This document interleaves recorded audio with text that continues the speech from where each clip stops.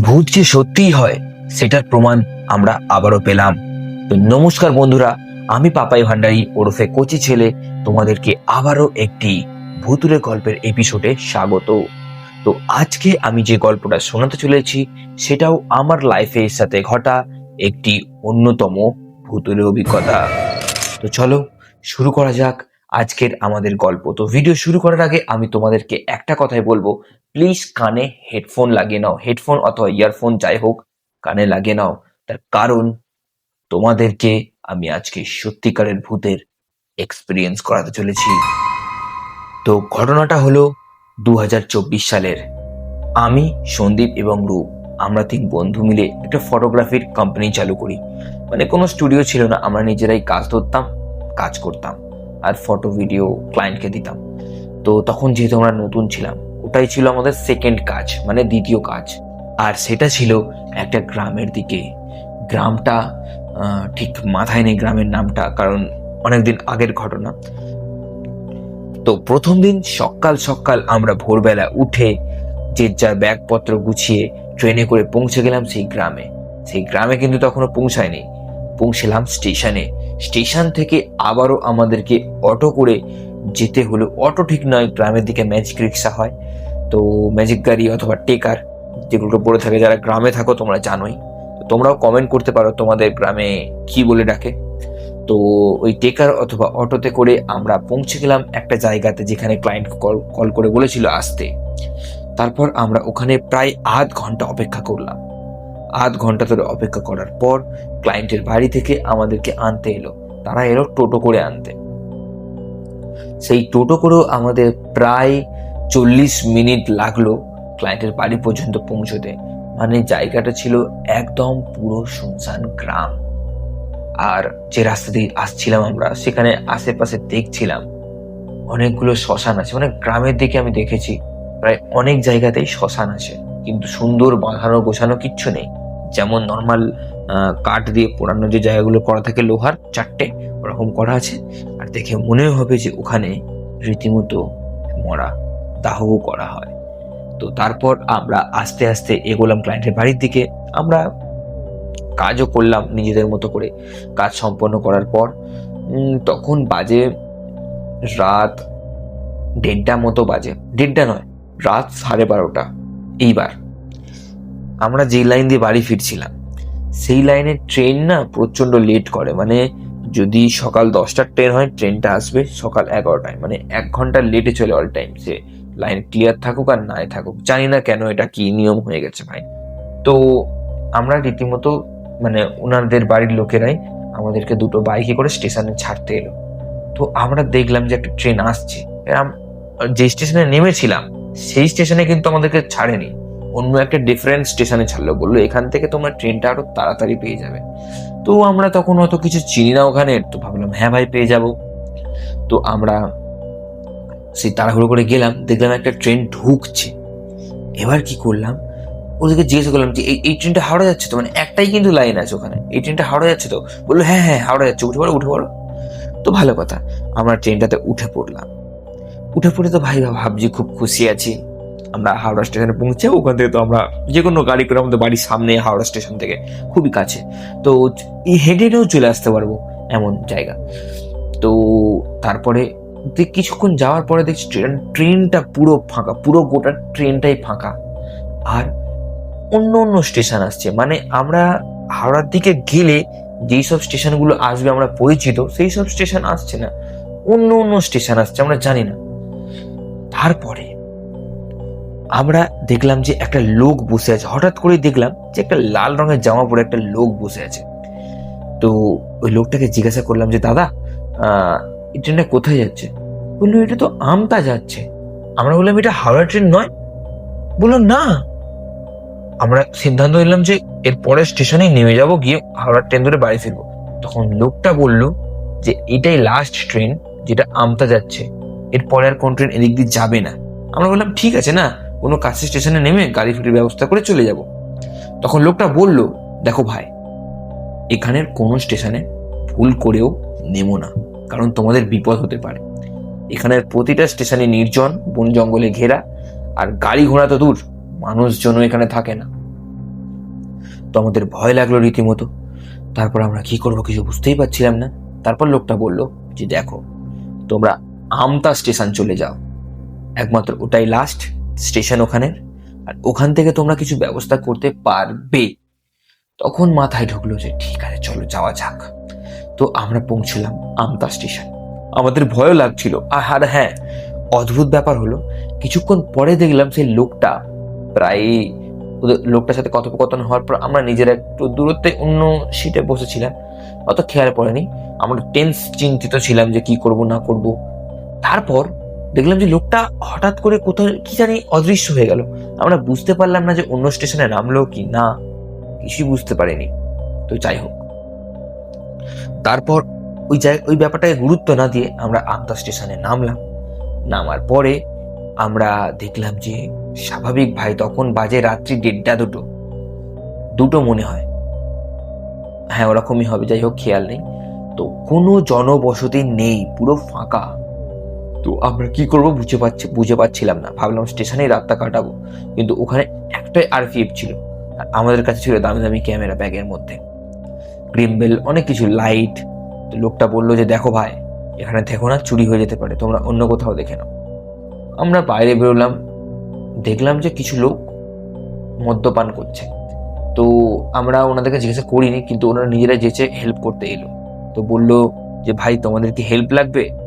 আমরা বললাম যে হ্যাঁ, অ্যাকচুয়ালি আমরা থাকা জায়গা খুঁজছি এখানে। তারপরে বললো যে যাও হসপিটালে চলে যাও, হসপিটালে থেকে যাবে। আমি বললাম হসপিটাল? আমি বুঝতে পারলাম, বললো আমি চলো নিয়ে যাচ্ছি। তো সন্দেহ লাগলো, সুবিধার মনে হলো না। তো তারপর সন্দীপ বলল যে চল, আমার গ্রামে বাড়ি আছে, ওখানে যাই, দাদার বাড়ি আছে, মামার বাড়ি আছে আশেপাশেই, ওইখানে যায়। তো বললাম আশেপাশে মানে কতটা দূর? বললো এখান থেকে প্রায় ধরে নে 5-6 কিলোমিটার। আমি বললাম ভাই এখান থেকে কিভাবে যাবি হেঁটে হেঁটে, কোনো গাড়িও তো নেই, আর আশপাশে যে বাড়ি ঘর হতে হবে কিচ্ছু নেই। আমরা জানো তোমরা পুরোটাই গ্রাম্য এরিয়া, তো রাস্তাটা পুরো মেন হাইওয়ের মতো রাস্তা, গাড়িও জোরে জোরে যাচ্ছে, কোনো একটাও লাইট নেই রাস্তাঘাটে। জানি বাবা লাইট আছে, হেঁটে হেঁটে চলে যাব, আর বন জঙ্গলের ঠাসা, কিচ্ছু যদি হয়ে যায় না কেউ খবর পাবে না। তো একটা টোটোওয়ালা এলো, যারা মদ্যপান করে তাদের মধ্যে থেকে, বললো দেখো ভাই, তোমরা যদি আমাকে 150 টাকা দাও, তাহলে আমি তোমাদেরকে অমুক জায়গা অব্দি ছাড়তে পারি। তারপর ওখান থেকে তো মাত্র 500 মিটারের রাস্তা, 500 মিটার না, আধা কিলোমিটার অথবা 1.25 কিলোমিটার, তোমরা ওখান থেকে নিজেরাই চলে যেতে পারবে হেঁটে হেঁটে। সন্দীপ বলল যে হ্যাঁ ঠিক বলেছিস, ব্যাপারটা ঠিক আছে, কিন্তু 150 টাকাটা বেশি হয়ে যাচ্ছে না কাকু? বললো দেখো রাত হয়ে গেছে, তোমরা 3 জন যাবে, তো আমাকে তো একাই আসতে হবে, ভাবো। আমরা 7 পাঁচ ভেবে বললাম ঠিক আছে চলো, বলে টোটোতে উঠলাম। যখন রাস্তা দিয়ে টোটোটা যাচ্ছে, দুপাশে ঘুটঘুটে অন্ধকার, কোনো জনবসতি নেই, শুধু আমরা 3 জন ওই টোটোর মধ্যে বসে আছি। টোটোটা চলছে চলছে চলছে চলছে চলছে, প্রায় অনেকক্ষণ পরে, আধ ঘন্টার মতো লাগলো মনে হয়। তো তারপর আমরা পৌঁছলাম ওই জায়গায়।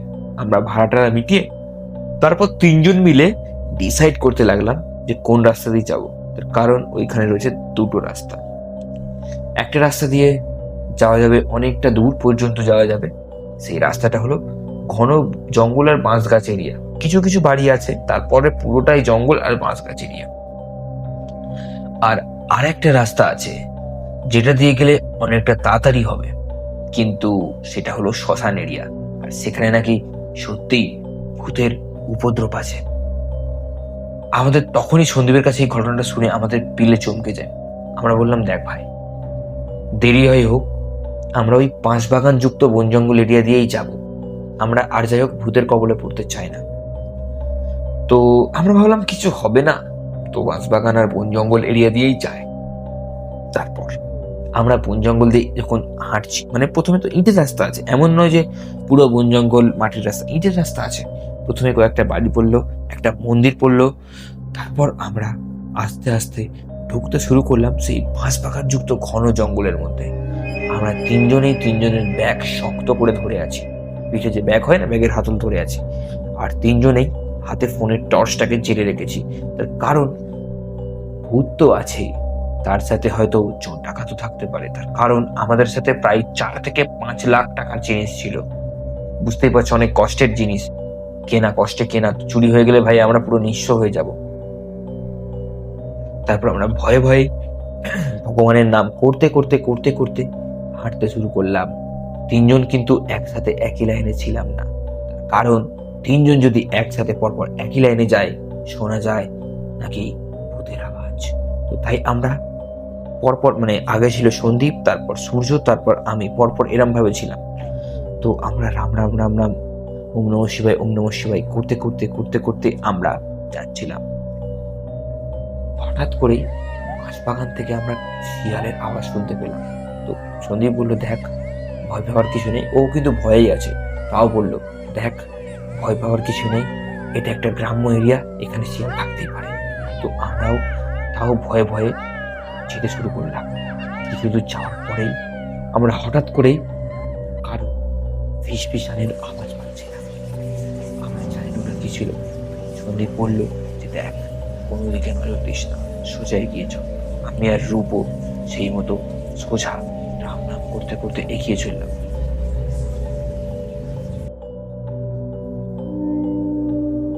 দেখো, ট্রেনের গল্প বলছি আর সেই ট্রেনও আসছে, একই লাইনের ট্রেন। এখন আমার গায়ে কাঁটা দিয়ে উঠছে, আর এখনো কিন্তু রাত। তো যাই হোক, তারপর আমরা এগোতে শুরু করলাম। যতই আমরা এগোচ্ছি সেই ফিসফিসানিটা আরোই বেড়ে চলেছে, আরোই বেড়ে চলেছে। আমরা কি করব কিছুই বুঝতে পারছিলাম না, তার কারণ আমাদের তখনও ভয়ে ভয়ে বুক ধকপক ধকপক করছে। অনেকক্ষণ ধরে হাঁটছি তো হাঁটছি, আর ফিসফিসানিটাও আরোই বেড়ে চলেছে।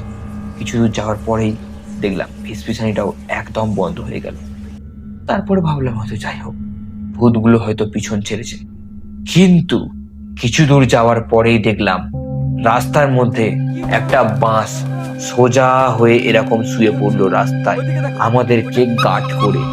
তখন আমরা কি করব, কোথায় যাব কিছুই বুঝতে পারছিলাম না। তখন একেই তো আমরা ভয়ে ছিলাম, তখন আমরা আরো ভয় পেয়ে গেছিলাম, কারণ আমরা জানি না যে কি করব এরপর। বাঁশটা শুয়ে পড়লো, তারপর আমরা দিশেহারা হয়ে গেলাম। তারপরে আমার মাথায় এলো যে আমি শুনেছি, আমি যখন গ্রামে থাকতাম শুনেছি বাঁশ এরকম সামনে পড়ে গেলে ওর মধ্যে টয়লেট করে দিলে নাকি বাঁশটা নিজে থেকেই উঠে যায়। কিন্তু যদি এই বাঁশটাকে আমরা ডিঙোতে যাই, ওই বাঁশটা নাকি তুলে নিয়ে চলে যায়, আর তারপর মৃত্যু। তো ভয় পেয়ে গেছিলাম। তো আমি বললাম, দাঁড়া, একবার বিপদকে গলায় জড়িয়েই দেখি কি হয়। ওরাও ভয় পাচ্ছিল, আমিও পাচ্ছিলাম, কিন্তু বুকে সাহস জগিয়ে ওই বাঁশের মধ্যে আমি টয়লেট করলাম।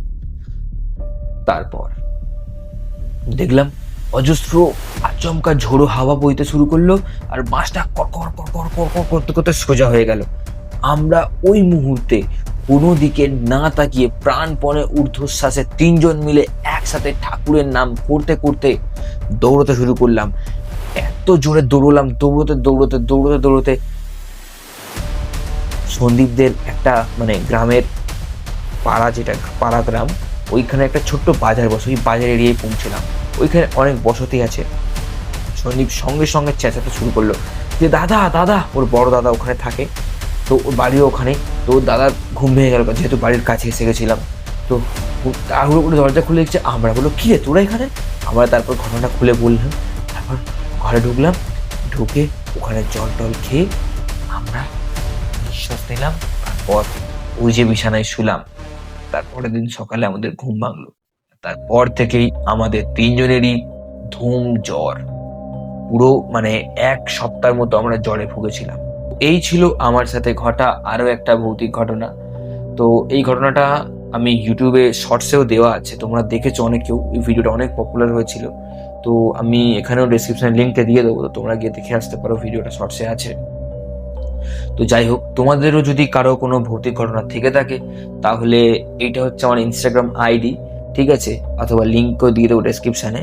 ক্লিক করে গিয়ে আমাকে ফলো করে নাও, আর আমাকে মেসেজ করো তোমাদের লাইফের সাথে যদি কোনো ভৌতিক ঘটনা ঘটে থাকে। সেগুলো আমি এখানে তোমাদের নাম সহ পাঠ করে শোনাবো আমারই এই ইউটিউব চ্যানেলের মধ্যেই। তো যাই হোক, আজকের মতো এটুকুই। দেখা হচ্ছে পরের ভিডিওতে। তো প্লিজ সাবস্ক্রাইব করে নাও, কারণ এরপর আসতে চলেছে একটি ধামাকেদার ভিডিও। তো তাই সাবস্ক্রাইব করে রাখো কচি ছেলে ইউটিউব চ্যানেলকে, আর ভিডিওকে লাইক করে একটা সুন্দর কমেন্ট করে দাও। আর নিজের বন্ধুদেরকেও শেয়ার করতে ভুলো না। দেখা হচ্ছে পরের ভিডিওতে। বাই।